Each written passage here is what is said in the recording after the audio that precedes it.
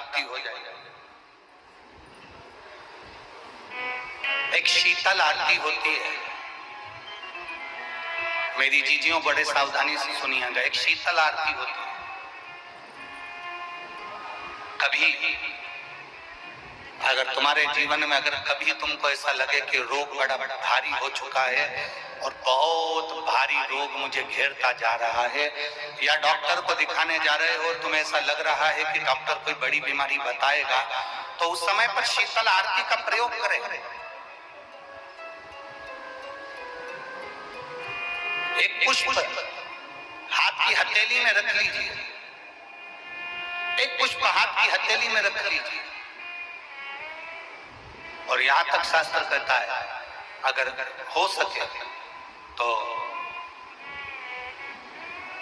आंकड़े का अगर पुष्प मिल जाए, तुम्हारे यहाँ क्या बोलते हैं उसको, मंदार का फूल, आंकड़े का फूल, अकौए का फूल, जो शंकर भगवान पे चढ़ता है, छोटा सा होता है, घुंघरू जैसा होता है वो, उसको तुम्हारे यहाँ क्या बोलते हैं हरियाणा में? आंख का पुष्प बोलते हैं। आंख का पुष्प मिल जाए तो ज्यादा अच्छा।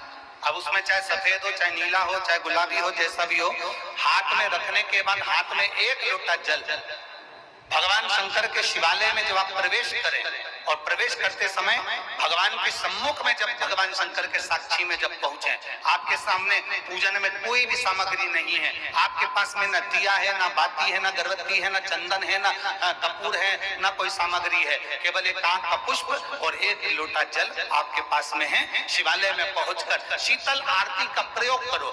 11 बार भगवान शंकर के 11 रुद्रों का स्मरण कर कर जब 11 बार शंकर के शिवलिंग के ऊपर से नीचे तक वो कलश को जब घुमाया जाता है, और घुमाने के बाद वो आग का जो पुष्प है वो अशोक सुंदरी वाली जगह पर समर्पित कर कर भगवान शंकर को जो जल चढ़ाया जाता है, जो जल समर्पित किया जाता है, डॉक्टर भले तुमसे कह रहा हो कि तुम्हें बड़ी बीमारी के चांस हैं, आप जाकर एक बार चेक कराना, तुम्हें वो बड़ी बीमारी निकलेगी ही नहीं, उस रोग से तुम मुक्त हो।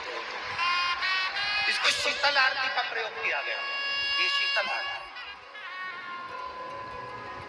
इसको शीतल आरती कहा। शिव की प्राप्ति का, एक रोग से मुक्त होने का। अब आपसे कोई कहे कि ये